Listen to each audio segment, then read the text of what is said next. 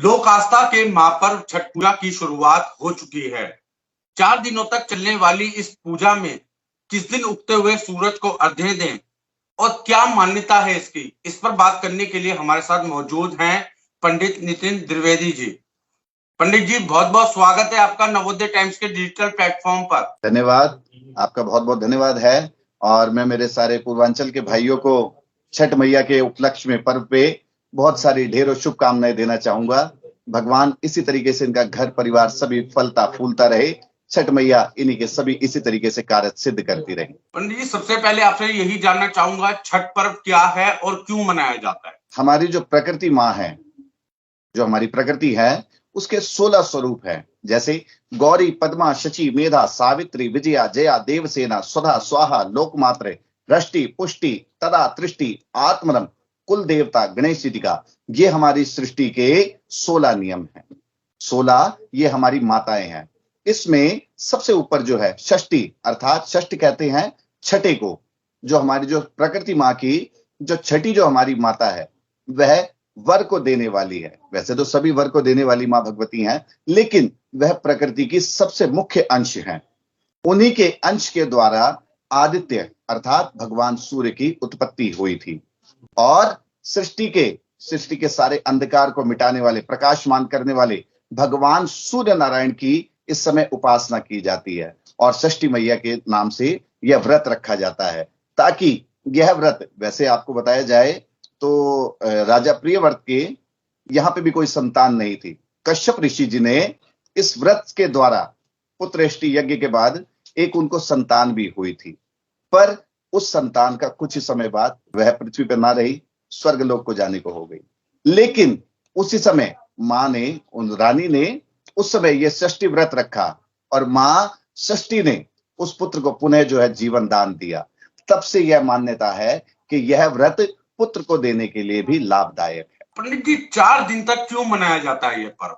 इस व्रत के कई सारे नियम हैं और 4 दिन तक मनाने की इसकी मान्यता इस प्रकार है कि मां को जो 6 स्वरूप हैं, उसमें से प्रथमा, द्वितीय, तृतीय और चतुर्थ दिन, अर्थात पहले दिन कोई भी, वैसे तो आप कोई भी व्रत करते हैं तो उसके 2 से 3 दिन के नियम होते हैं। जैसे हम लोग, बड़ा आपको एक बीच में एक छोटा सा लेऊंगा, एकादशी का व्रत। एकादशी का व्रत भी जो है, आप सीधे सिर्फ एकादशी के दिन नहीं, नौमी एक दिन अर्थात एक दिन का फलहार रात्रिकाल, दशमी को दोनों समय फलहार और एकादशी को एक समय का फलहार का भोजन लेकर के यह आपको करना चाहिए। उसी प्रकार मां षष्ठी का यह व्रत भी उसी तरीके से है।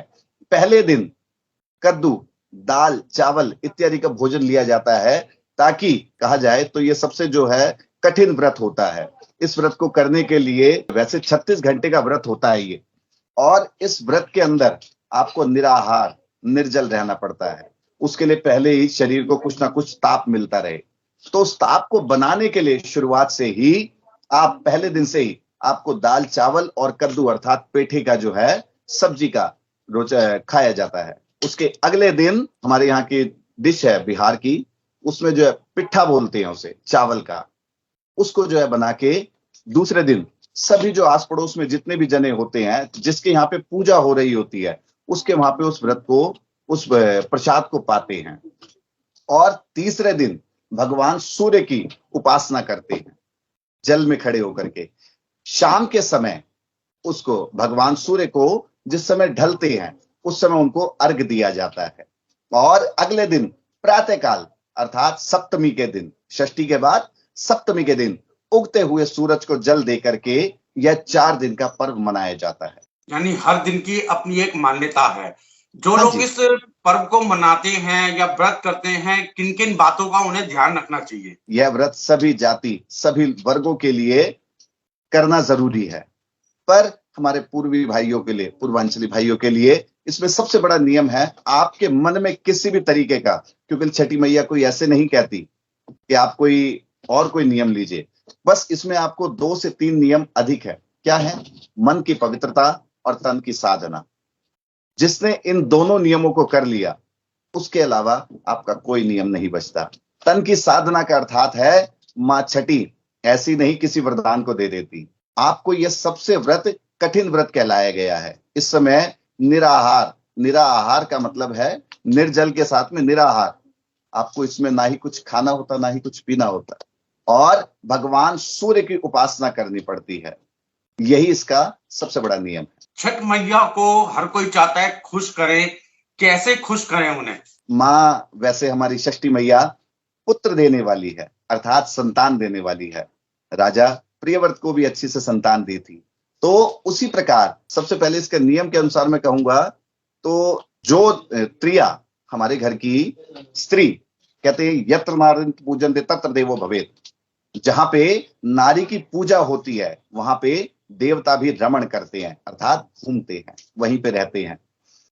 इस समय यहाँ पे सबके घर के कलेशों को, कष्टों को हरने वाली हमारे यहाँ पे कौन है? नारी।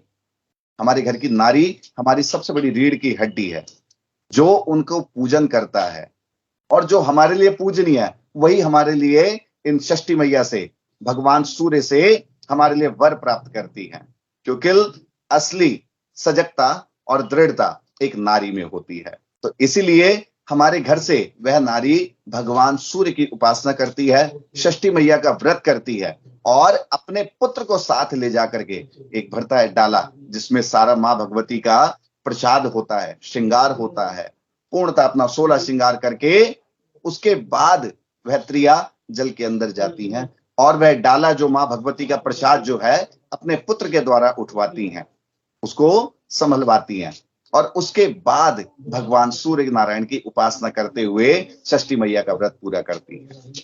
इसमें जो अंतिम दिन है, उगते हुए सूरज को अर्घ्य दिया जाता है, क्या क्यों दिया जाता है, क्या इसका महत्व है? पूरे विश्व में भगवान विश्वकर्मा जी ने एक मंदिर बनाया, बिहार हमारे पूर्वांचल साइड पे एक मंदिर बनाया।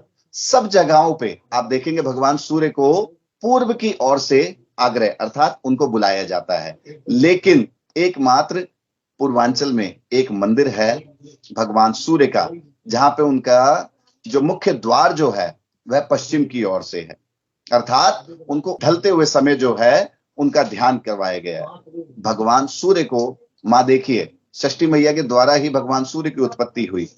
इसी कारण मां के लिए चाहे जैसी मर्जी स्थिति हो, पुत्र प्रेम के लायक है, और उस समय जो है जैसे उगते हुए सूर्य को हर कोई नमस्कार करता है, पर ढलते हुए को कोई नहीं देखता।